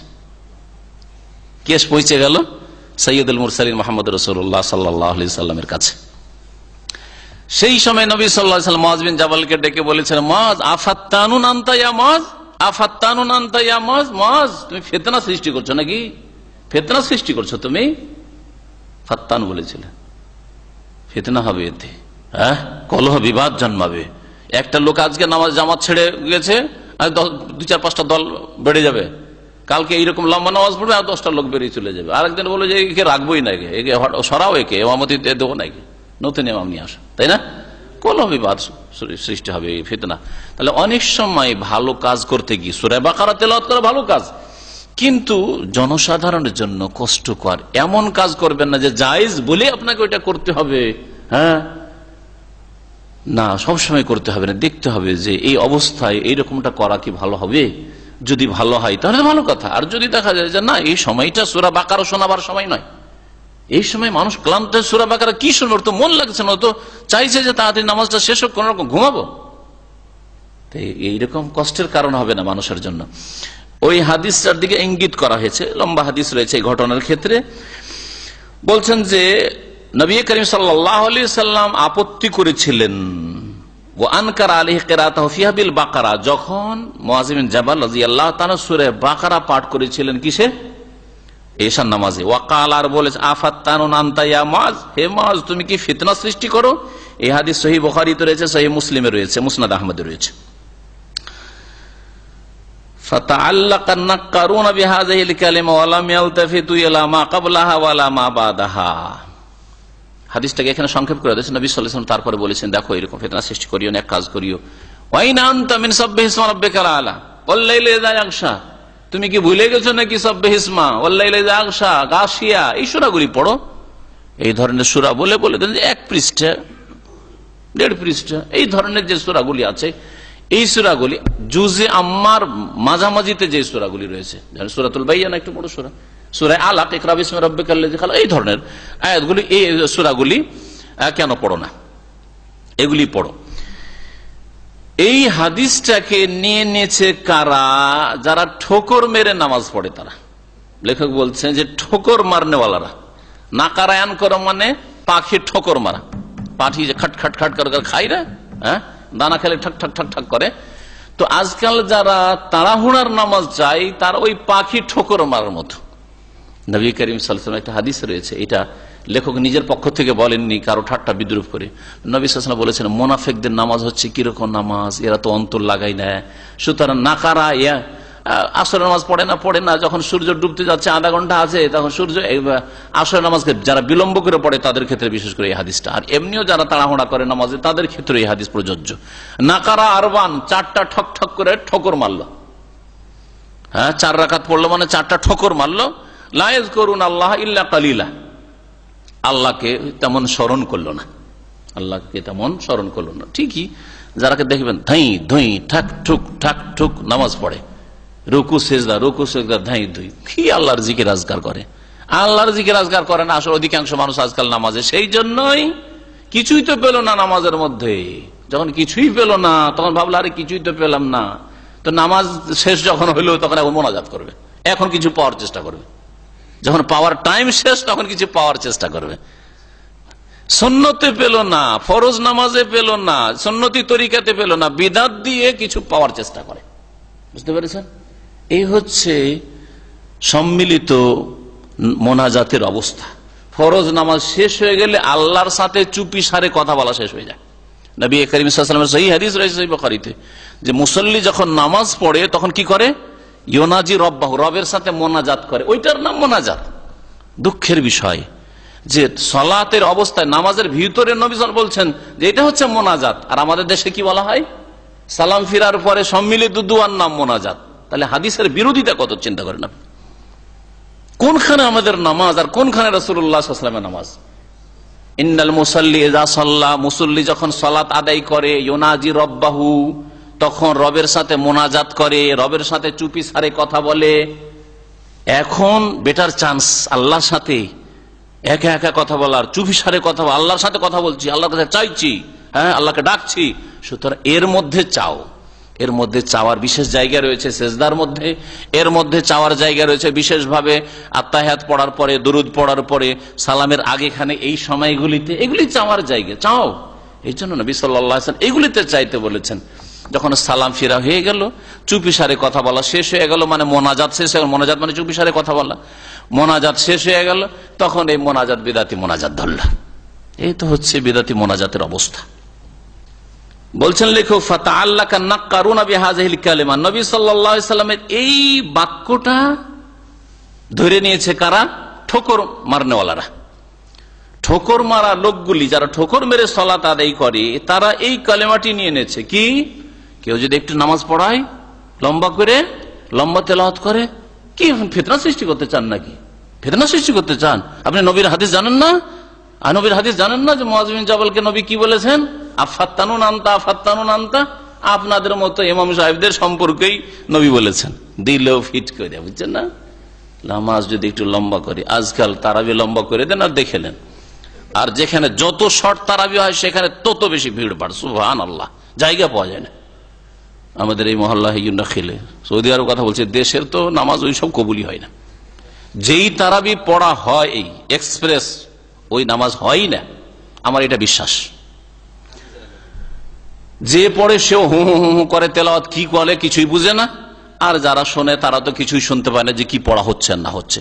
এখানে তেলাওয়াতটা শোনালেও যেহেতু 3টি আয়াত দিয়ে, রহমান আল্লামাল কোরআন খালাকাল ইনসান, আল্লাহু আকবার, সুবহান রাব্বিকা রাব্বিল ইজ্জাতি আম্মা ইয়াসিফুন ওয়া সালামুন আলাল মুরসালিন আলহামদুলিল্লাহি রাব্বিল আলামিন, আল্লাহু আকবার। তো এইরকম নামাজ খুব পছন্দনীয়, যার ফলে ওই মসজিদে জায়গা পাওয়া যায় না, এই মসজিদে রমজান মাসে জায়গা পাওয়া যায় না। আর যত ট্যাক্সিওয়ালা, মাশাআল্লাহ তাবারাকাল্লাহ, ট্যাক্সিওয়ালা মাশাআল্লাহ, ট্যাক্সিওয়ালা ছাড়া, শুধু তাদেরকে দোষ দেবেন, ট্যাক্সিওয়ালা ছাড়াও দেখি আল্লাহুল মুস্তাআন এত তাড়াহুড়া মানুষের, প্রয়োজনটা কি? যদি এইরকমই আপনার তাড়া আছে তো সুন্নাত নামাজ সারা রাত পড়ে আছে, বাড়িতে একটু লম্বা করে পড়িয়েন। বলছেন লেখক যে যারা ঠোকর মেরে সালাত আদায় করে তারা নবীর এই কথাটা নিয়ে নিয়েছে, আফাত্তানুন আনদায়ামাজ, মজকে ফিতনাবাজ বলেছেন একটু লম্বা নামাজ পড়ার জন্য। হ্যাঁ, সুতরাং লম্বা নামাজ পড়বেন না। ওয়ালাম ইয়ালতাফিতু ইলা মা ক্বাবলাহা ওয়ালা মা বাদাহা, নবী সাল্লাল্লাহু আলাইহি সাল্লাম আগে কি করেছেন পরে কি করেছেন বাকির খোঁজ খবর নেই, বাকির খোঁজ খবর নেই। নবী করিম সাল্লাল্লাহু আলাইহি সাল্লাম মাগরিবের নামাজে কত লম্বা লম্বা সূরা পড়েছেন চিন্তা করেন তো। মাগরিবের নামাজে যদি এত লম্বা সূরা হয়, অথচ মাগরিবের সময়টা কত শর্ট, মানে 15-20 মিনিট নয়, যেমন আমার দেশের সাধারণ মানুষরা অথবা আলেম সমাজ মনে করে। মাগরিবের নামাজও কম পক্ষে পশ্চিম দিকের মাগরিবের নামাজের শেষ সময় কখন? হ্যাঁ, ইযা গাবা শাফাক, পশ্চিম আকাশে যে লাল আভা আছে যতক্ষণ পর্যন্ত শেষ না হয়ে যাবে, এই লাল আভা যদি আকাশ পরিষ্কার থাকে তার লাল আভা গায়েব হতে চলে যেতে কমপক্ষে 1 ঘন্টার কাছাকাছি। এমনি নয় যে আধা ঘন্টা পরে এসার টাইম হয়ে গেছে, কখনো না। অন্ধকার একটু হইলেই চারিদিকে অন্ধকার হয়ে আসছে মানে এসার টাইম হয়ে গেছে, কখনো না। যতক্ষণ পর্যন্ত পশ্চিম আকাশটা লাল থাকবে, লালি ভাব থাকবে, ততক্ষণ পর্যন্ত মাগরিবের নামাজ আছে, ওটা হচ্ছে শেষ ওয়াক্ত। মাগরিবের নামাজ সম্পর্কে এই তরিকাই ঠিক নাই যে আজানের সাথে সাথে একামত দেওয়ারও টাইম পাবে না। যদি মেনারাই চড়ে থাকে তো নামতে পাবে না, আগেই শুরু। আর উজুতে থাকলে জামাত পাবে না। আমাদের দেশের নামাজ এইরকমই, মাগরিবের নামাজ এইভাবে সুন্নত নয়, বরং প্রত্যেক নামাজে উজু করার আর যাতে করে বাথরুমে গিয়ে পেশাব টেশাব করে এসে জামাতটা পাই, এতটুকু টাইম দিতে হবে। কমের পক্ষে মাগরিবেও 10 মিনিট টাইম দেওয়া উচিত, মাগরিবেও 10 মিনিট টাইম দেওয়া উচিত। আলহামদুলিল্লাহ এই সুন্নতের উপর সৌদি আরবে আমল মজুদ আছে। এখন পর্যন্ত রমজানের নয়, এমনি দিনেও 10 মিনিট সময় দেওয়া হচ্ছে, ঠিক কিনা? ভালো করে ঘড়ি দেখবেন, মাগরিবেও 10 মিনিট সময় দেওয়া হচ্ছে। আর রমজান মাসে 15-20 মিনিট টাইম দেওয়া হচ্ছে। আমি বহু মসজিদে দেখেছি, আমাদের ইফতার ক্যাম্পের কাছে দেখবেন 20 মিনিট পরে ওই শুরু হয়, জামাত শুরু হয়। জি, যাতে করে ইফতার করে উজু কারণ উজু করে জামাতটা পায়। ইফতার করলো, রোজা রাখলো, আর জামাতটাই যদি নামাজ না পায় মসজিদে এসে, তাহলে কত বেচারা নেকি থেকে মাহরুম হইল। নেকি থেকে মাহরুম করলেন আপনি। আমাদের দেশে এই অবস্থা, ইফতার করতে যদি 5 মিনিট দেরি লাগান জামাত পাওয়া যাবে না। খেজুর খেয়ে পানি খেয়ে দৌড় দিতে হবে, তাহলে জামাতটা পাওয়া যাবে। এটা তরিকা হইল। তো নবী করিম সাল্লাল্লাহু আলাইহি সাল্লামের আগে পরে কিছু দেখলো না, শুধু এতটুকু নিল। অথচ নবী সাল্লাল্লাহু আলাইহি সাল্লামের তেলাওয়াত কি ছিল ওটা দেখতে হবে, যে লম্বাও ছিল নবী সাল্লাল্লাহু আলাইহি ওয়াসাল্লাম। ওয়া আম্মাল জুমআ, জুমার নামাজ কি করতেন? ফাকানা ইয়াকরা ফিহা বিসূরাতাইল জুমআ ওয়াল মুনাফিকুন ওয়া সূরাতে সাব্বিহ ওয়াল গাশিয়া। নবী সাল্লাল্লাহু আলাইহি ওয়াসাল্লাম কখনো কখনো প্রথম রাকাতে সূরা জুমআ পড়তেন, দ্বিতীয় রাকাতে সূরা মুনাফিকুন পড়তেন, 28তম পারার সূরা এগুলো। আর 2 রুকু করে 2 পৃষ্ঠা করে রয়েছে তো মোটামুটি। আর কখনো কখনো সূরা সাব্বিহ ইসমা রাব্বিকাল আলা আর গাশিয়া পাশাপাশি 2 সূরা, এই সূরাগুলি পড়তেন। এতে বোঝা গেল যে প্রথম রাকাতে তেলাওয়াত যদি পরিমাণে কম হয় তাতে কোনো দোষ নেই, কারণ সাব্বিহ ইসমা গাশিয়ার তুলনায় ছোট সূরা, কিন্তু ঠিক না? তাহলে প্রথম রাকাতে একটু ছোট হলো, 2 লাইন 3 লাইনই ছোট হোক, কিন্তু ছোট হলো না, কম হলো, কোনো অসুবিধা নেই। মানে এখানেও অনেকে আপত্তি তুলে প্রথম রাকাতে যদি একটু সংক্ষেপ করে দেয়, দ্বিতীয় রাকাতে একটু লম্বা করে দেয়, তাহলে এটা আপত্তি না, সবসময় আপত্তি না। তো অধিকাংশ সময় এরকম করবে না, অধিকাংশ সময় সুন্নত হচ্ছে প্রথম রাকাত একটু লম্বা করেন। নবী সাল্লাল্লাহু আলাইহি ওয়াসাল্লাম জোহরে প্রথম রাকাত একটু বেশি লম্বা করতেন দ্বিতীয় রাকাতের তুলনায়। কেন? যাতে করে এমনিও যে কোনো নামাজে প্রথম রাকাতে যাতে করে এসে রাকাতটা পেয়ে যায়, বাইরে থেকে যারা আসছে, উজু করে আসছে অথবা বাড়ি থেকে বেরিয়েছে, প্রথম রাকাতে তেলাওয়াতটা লম্বা হইলে প্রথম রাকাতটি পেয়ে গেল, প্রথম থেকেই পেয়ে গেল, নামাজটা ভালো হইল। ও আম্মাল আয়াত পক্ষান্তর ঈদে, ঈদুল ফিতর, ঈদুল আজহা, ফাতারাতান ইয়াকরাউ বিকাফ, কখনো কখনো নবী সাল্লাল্লাহু আলাইহি ওয়াসাল্লাম সূরা কাফ পড়তেন, আর ওয়াক্তারাবাতিস সাআত ওয়া শাক্কাল কামার সূরা কামার পড়তেন কামিলাতাইন, পুরো, আজকালকার মতো নয় যে দুই রুকু এক রুকু পড়ে নিলেন বাস, না। ওয়া তারাতান কখনো কখনো বিসাব্বিহি ইসমা রাব্বিকাল আলা ওয়াল গাশিয়া, সূরা সাব্বিহি ইসমা রাব্বিকাল আলা আর গাশিয়া পড়তেন। ওয়া হাযাল হাদিয়ু আল্লাযী ইস্তামাররা আলাইহি ইলা আন লাকিয়াল্লাহ আযজা ওয়া জাল্লা, এটাই ছিল রাসূলুল্লাহ সাল্লাল্লাহু আলাইহি ওয়াসাল্লামের আদর্শ, যার উপর নবী সাল্লাল্লাহু আলাইহি ওয়াসাল্লাম প্রতিষ্ঠিত ছিলেন আল্লাহর সাথে সাক্ষাৎ পর্যন্ত, মানে শেষ যুগ পর্যন্ত। নবী সাল্লাল্লাহু আলাইহি ওয়াসাল্লাম তাহলে ঈদে, ঈদুল ফিতর, ঈদুল আজহায় কি করতেন? হয় সূরা কাফ আর সূরা কামার পুরোটা পড়তেন 2 রাকাতে, আর না হইলে সূরা সাব্বিহ ইসমা রাব্বিকাল আলা সূরা গাশিয়া পড়তেন। এই দ্বিতীয় সুন্নতের উপর আজকাল আমল আছে। ঈদের দিনে দেখা যায় যে ঈদের নামাজে সূরা সাব্বিহ ইসমা রাব্বিকাল আলা আর গাশিয়া পড়তে দেখা যায়, কিন্তু ওর উপর আমল নেই যে সূরা কাফ আর কামার পড়তেন, এর উপর আমল করে না। ওয়ালিহাযা আখাযা বিহিল খুলাফা, এই জন্য খুলাফায়ে রাশিদিনগণ এটাকে নিয়েছেন আমল। আবু বকর, ওমর, উসমান, আলী তারা আমল করেছেন। ফাকারা আবু বকর সূরাতুল বাকারা হাত্তা সাল্লামা কারিবা মিন তুলুইশ শামস। এখন ঈদের কথা শুধু না, সবগুলি নামাজের কথা বলছেন। এখন ফজরের কথা এখানে চলে আসলো। নবী সাল্লাল্লাহু আলাইহি সাল্লামের তেলাওয়াত সব নামাজের ক্ষেত্রে ফজর থেকে শুরু করে এশা পর্যন্ত 5 ওয়াক্ত নামাজ, আর জুমার নামাজ, ঈদের নামাজ যেইভাবে নবী সাল্লাল্লাহু আলাইহি সাল্লাম পড়েছেন ওইভাবে সাহাবীরা পড়ার চেষ্টা করতেন। লম্বা করেছেন রাসূলুল্লাহ সাল্লাল্লাহু আলাইহি ওয়াসাল্লাম, খোলাফায়ে রাশিদিন লম্বা করতেন। মাঝে মাঝে মধ্যম পড়েছেন, মধ্যম পড়তেন, ছোট পড়েছেন কখনো তারা ছোটও করতেন। একটি উদাহরণ এখানে পেশ করছেন এর, যে আবু বকর সিদ্দিক রাদিয়াল্লাহু তাআলা আনহু একবার সূরা বাকারা শুরু করলেন ফজর নামাজে, হাত্তা সাল্লামা কারিবা মিন তুলুইশ শামস, এমন কি সালাম ফিরলেন সূর্য ওঠার একটু আগে, যাতে করে মুসলিম সমাজ জানে যে এটাও নবী সাল্লাল্লাহু আলাইহি সাল্লামের সুন্নাত। লম্বা তেলাওয়াত করা ফজর নামাজে সূরা বাকারা পুরো। সূরা বাকারাতে কতটি আয়াত রয়েছে? 286 আয়াত, প্রায় কয় পারা? 2.5 পারা। ওয়াকানা বাদাহু উমর, আর তারপরে উমর রাদিয়াল্লাহু তাআলা আমিরুল মুমিনিন ইয়াকরাউ ফিহা বিইউসুফ ওয়ান নাহল, ফজর নামাজের প্রথম রাকাতে সূরা ইউসুফ পড়তেন, আর দ্বিতীয় রাকাতে সূরা নাহল, দুটোই সূরা, বড় সূরা। সূরা ইউসুফ পড়তে কমপক্ষে 20 মিনিট, 15 মিনিট হবে না মনে হয়, 20-25 মিনিট লেগে যাবে। সূরা নাহল 10 মিনিট লাগবে। ওয়া হুদ, সূরা হুদ পড়তেন। বনি ইসরাইল সূরাতুল ইসরা, সুবহানাল্লাযী আসরা বিআবদিহি লাইলাম মিনাল মাসজিদিল হারাম ইলাল মাসজিদিল আকসা আলায়া, এই পড়তেন। ওয়া নাহবিহা, এই ধরনের লম্বা লম্বা সূরা ফজর নামাজে নবী করিম সাল্লাল্লাহু আলাইহি সাল্লামের খোলাফায়ে রাশিদিন পড়েছেন। এই লম্বা সূরাগুলির কথা যে আলোচনা হইল যে নবী পড়তেন, তো আরেকদিকে যে নবী সাল্লাল্লাহু আলাইহি সাল্লামের হেদায়েত রয়েছে, দিক নির্দেশনা, যে মান সাল্লা বিন নাসি ফালিয়ুখাফিফ, কেউ যদি লোকজনের ইমামত করে তো কি করে? হালকা পড়ে। এইদিকে নবী সাল্লাল্লাহু আলাইহি ওয়াসাল্লাম বলছেন দেখো ইমামতি করলে হালকা পড়বে, আর ওইদিকে নবী সাল্লাল্লাহু আলাইহি ওয়াসাল্লাম সূরা বাকারাও পড়ছেন। সাহাবীরা খোলাফায়ে রাশিদিন সূরা ইউসুফ, হুদ, সূরা নাহল, বড় বড় সূরা পড়ছেন। কেমন কথা হইল? আজকালকার মানুষ হয়ে গেছে সুবিধাবাদী। সুবিধাবাদীদের প্রবৃত্তির অনুসরণে ছোট করলে চলবে না। নবী সাল্লাল্লাহু আলাইহি সাল্লামের সুন্নতকে সামনে রেখে ছোট করতে হবে।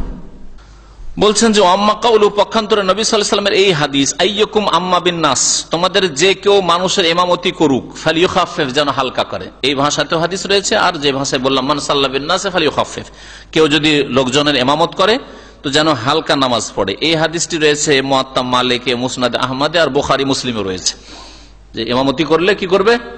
হালকা পড়ার চেষ্টা করিও। হালকা মানে আজকালকার দেশি হালকা না।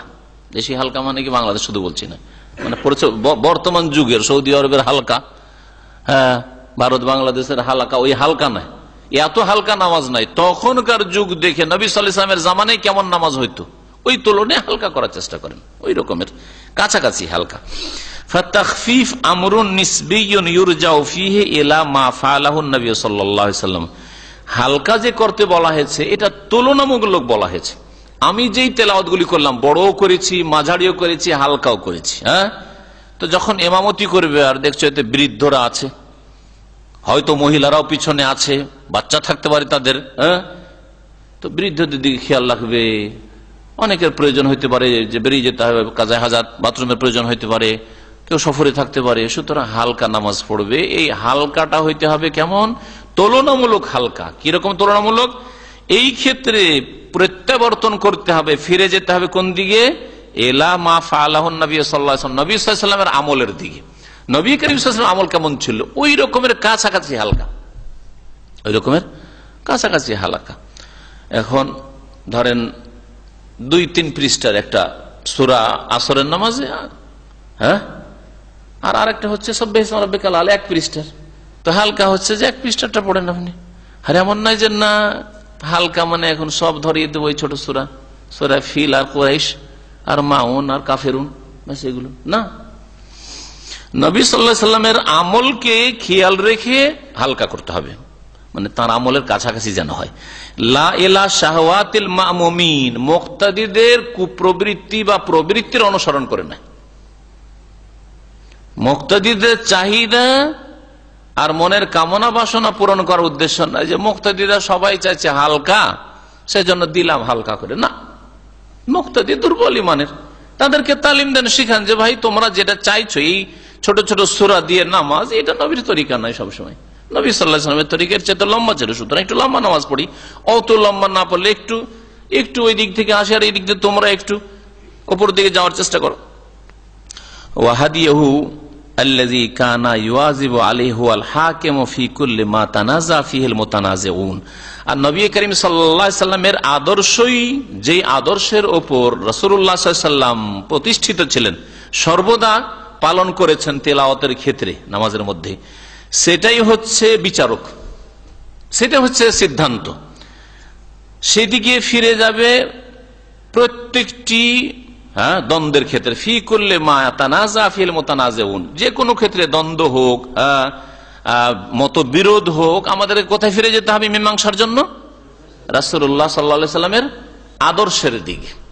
ফাইন তানাজাতুম ফি শাইইন ফারুদ্দুহু ইলাল্লাহি ওয়ার রাসূল, সূরা নিসার আয়াত নম্বর 59 আল্লাহ পাক ইরশাদ করছেন, তোমরা যদি কোনো ব্যাপারে মতানৈক্য করো, মতবিরোধ হয়, ইখতিলাফ হয়, কেউ বলছে ছোট করে নামাজ পড়েন, একটু সংক্ষেপ করেন, বলছে আমি লম্বা করব, কোথায় ফিরে যেতে হবে? কি গণতন্ত্র? ইমামে একাই আর মুক্তাদি তো অনেক, হ্যাঁ, সুতরাং মেজরিটি নাকি? না, মেজরিটি গ্রান্টেড নয়, ওটা গণতন্ত্র বলছে মেজরিটি গ্রান্টেড, আমাদের কাছে মেজরিটি গ্রান্টেড না। আকসারহুম ফাসিকুন, অধিকাংশ লোক পাপী থাকবে, হ্যাঁ, চাইবে না সুন্নত, চাইবে এই তাড়াতাড়ি নামাজটা শেষ হোক, ঘুমাবো, গিয়ে গল্প করবো, টিভি দেখবো। ফায়সালা কোথায় নিতে হয়? ফারুদ্দুহু ইলাল্লাহি ওয়ার রাসূল, আল্লাহর কাছে ফিরাও আর রাসূলের কাছে ফিরাও। কোরআনে কারীম দেখো আর রাসূলুল্লাহ সাল্লাল্লাহু আলাইহি ওয়াসাল্লামের হাদিস দেখো যে কেমন ছিল নবী করিম সাল্লাল্লাহু আলাইহি ওয়াসাল্লামের নামাজ, যে কোনো ক্ষেত্রে। ওয়া কানা লা ইউআইয়িনু সূরাতান বিআইনিহা লা ইয়াকরাউ ইল্লা বিহা ইল্লা ফিল জুমআতি ওয়াল ঈদাইন। রাসূলুল্লাহ সাল্লাল্লাহু আলাইহি ওয়াসাল্লাম বিশেষ কোন নামাজে নির্ধারিত করতেন না কোন সূরা, যে যোহরে এই সূরাগুলি পড়বই, আসরে এই সূরাগুলি পড়বই, মাগরিবে এইগুলি পড়বই, ফজরে এইগুলি করতেন না, একমাত্র জুমা আর ঈদে। জুমা আর ঈদে, তাহলে জুমা আর ঈদে কি কি পড়েছেন নবী সাল্লাল্লাহু আলাইহি ওয়াসাল্লাম আমরা জানতে পারলাম? সূরা কাফ আর সূরা কামার, আর না হইলে সূরা আলা আর সূরা গাশিয়া, জুমা আর ঈদে। আর জুমার দিন ফজর নামাজে অধিকাংশ সময়, সব সময় নয়, সূরা সাজদা এবং দাহার। আর বাকি অন্য কোন নামাজে, এমনকি ফজর নামাজেও কন্টিনিউ এরকম করতেন না যে নির্ধারিত সূরা আছে সেই সূরা ছাড়া কিছু পড়বেন না। ওয়া কানা মিন হাদিহি কিরাআতুস সূরা, নবী সাল্লাল্লাহু আলাইহি ওয়াসাল্লাম আদর্শ ছিল সূরা পড়া, আয়াত পড়া না। বড় সূরা ধরে নিলাম আর 3টা করে আয়াত পড়লাম শুরু থেকে শেষ থেকে বা মাঝখান থেকে, এরকম না।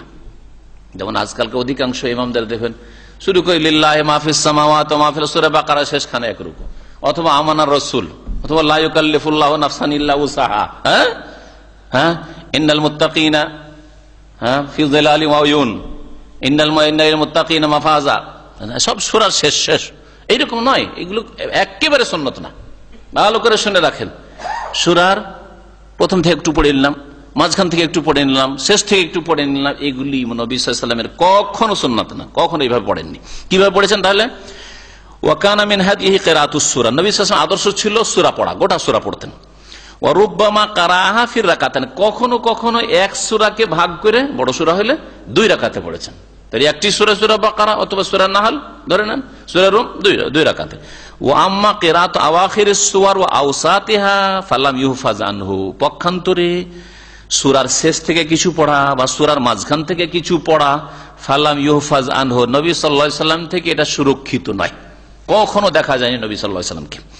ও আম্মা কিরাতুস সূরাতাইনি ফির রাকা, এক রাকাতে 2 সূরা পড়া। আর একটা মাসলা নেন, কেউ যদি এক সূরাতে 2টা সূরা পড়তে চায়, মানে এক রাকাতে 2 সূরা পড়তে চায়, সূরা আলা সূরা গাশিয়া দুটোই পড়বো আমি, হ্যাঁ এইরকমই পাশাপাশি যে কোনো সূরা ফিল আর সূরা কুরাইশ দুটো পড়বো আমি এক রাকাতে, চলবে না? চলবে না, চলবে। নবী সাল্লাল্লাহু আলাইহি ওয়াসাল্লাম একাধবার পড়েছেন। ফাকানা ইয়াফআলুহু ফিন নাফিলা, নবী সাল্লাল্লাহু আলাইহি সাল্লাম নফল নামাজে করতেন এটা, দুটি সূরা মিলিয়ে নিতেন কখনো কখনো। ওয়া আম্মা কিরাতুস সূরাতিন ওয়াহিদা ফি রাকাতাইন মান ফাকাল্লামা কানা ইয়াফআলুহু, একটি সূরাকে 2 রাকাতে পড়া, 2 রাকাতে একই সূরা পড়া। যেমন একটু আগে সূরা ইযা যুলজিলা নবী সাল্লাল্লাহু আলাইহি ওয়াসাল্লাম প্রথম রাকাতে পড়ে, দ্বিতীয় রাকাতে পড়েছেন। এটা করা চলবে না? চলবে না। বলছেন নবী সাল্লাল্লাহু আলাইহি ওয়াসাল্লাম খুব কম করেছেন, ওই জন্য একটু আগে বললাম যে হয়তো একবার দুবার কখনো করেছেন। এখানে কি বলছেন লেখক? ওয়া আম্মা কিরাতুস সূরাতিন ওয়াহিদা ফি রাকাতাইন মাআন, 2 রাকাতে একসাথে একটি সূরা পড়া, মানে 2 রাকাত পাশাপাশি আর একটি সূরা পড়া। ফাকাল্লামা কানা ইয়াফআলু, খুব কমই নবী সাল্লাল্লাহু আলাইহি ওয়াসাল্লাম করতেন, খুব কম করেছেন, 1-2 মাঝে মধ্যে করেছেন। ওয়া কানা ইউতিলু রাকাতাল উলা আলা সানিয়াতি মিন কুল্লি সালাতিন, প্রত্যেক নামাজে নবী করিম সাল্লাল্লাহু আলাইহি ওয়াসাল্লাম দ্বিতীয় রাকাতের তুলনায় প্রথম রাকাতকে দীর্ঘ করতেন, লম্বা করতেন। ওয়া রুব্বামা কানা ইউতিলুহা হাত্তা লা ইয়াসমা ওয়াকআ কাদাম, কখনো কখনো নবী সাল্লাল্লাহু আলাইহি ওয়াসাল্লাম প্রথম রাকাতকে এত দীর্ঘ করতেন, লম্বা করতেন, এমন কি তিনি কোন মানুষের পায়ের আওয়াজ আর শুনতেন না। কি অর্থ হইল? লোকজন জামাত ধরার জন্য আগ্রহী, আজকালকার লোকের মতন না যে অসুবিধা নেই, পহিলা জামাত না পেলাম দ্বিতীয় তৃতীয় শুরু করে দিলাম, এইরকম নয়। সবাই জামাত ধরার জন্য আগ্রহী হয়ে আসতো, কিন্তু হয়তো উজু করতে অথবা কাজা হাজাতে যে কোনো প্রয়োজনে একটু দেরি হয়ে গেছে, তো যাচ্ছে, জামাত শুরু হয়ে গেছে। প্রথম রাকাত এত লম্বা করতেন যে লোকজন আসছে আসছে আসছে আসছে আস্তে আস্তে একেবারে এখন স্তব্ধ, আর কোন আওয়াজ নেই, পায়ের আওয়াজ নেই, মানে আর কেউ আসে না। এলাকার মদিনার যারা আসার সবাই চলে এসছে প্রথম রাকাতে এসে জামাতে লেগেছে, আর কোন পায়ের আওয়াজ শোনা যায় না। এটা প্রথম রাকাতে হয়ে যেত। তাহলে কত লম্বা করতেন নবী করিম সাল্লাল্লাহু আলাইহি ওয়াসাল্লাম প্রথম রাকাতকে। এই ছিল নবী করিম সাল্লাল্লাহু আলাইহি ওয়াসাল্লামের তেলাওয়াতের তরিকা। ফজর থেকে শুরু করে যোহর, আসর, মাগরিব, এশা জানলেন, জুমা জানলেন, ঈদ জানলেন। হ্যাঁ, আল্লাহ পাক রব্বুল আলামিন যেন নবী করিম সাল্লাল্লাহু আলাইহি ওয়াসাল্লামের সুন্নাত মোতাবেক আমাদের চলার তৌফিক দান করেন। নবী করিম সাল্লাল্লাহু আলাইহি ওয়াসাল্লামের জীবনের প্রত্যেকটি ক্ষেত্রে সুন্নত জানার, অন্তর থেকে মেনে নেওয়ার এবং কাজে পরিণত করার, আমল করার আল্লাহ পাক যেন তৌফিক দান করেন। নবী সাল্লাল্লাহু আলাইহি ওয়াসাল্লামের সুন্নতের সাথে আমাদের অন্তরে যেন মহব্বত আল্লাহ পাক পয়দা করে দেন। আল্লাহ পাক রব্বুল আলামিন যেন নবী করিম সাল্লাল্লাহু আলাইহি ওয়াসাল্লামের শাফাআত আমাদেরকে দান করেন, হাউজে কাউসারের পানি দান করেন। আল্লাহ পাক রব্বুল আলামিন আমাদেরকে যেন নবী করিম সাল্লাল্লাহু আলাইহি ওয়াসাল্লামের সাথে জান্নাতুল ফিরদৌস দান করেন। সুবহান রাব্বিকা রাব্বিল ইজ্জাতি আম্মা ইয়াসিফুন ওয়া সালামুন আলাল মুরসালিন ওয়ালহামদুলিল্লাহি রাব্বিল আলামিন। কোরআনে কারীমের আম কথা, ফাকরাউ মা তায়াসসারা মিনাল কোরআন, কোরআন থেকে যা সহজ হয় পাঠ করুন, যা সহজ হয়, যে কোনো সূরা সহজ হয় পাঠ করবেন।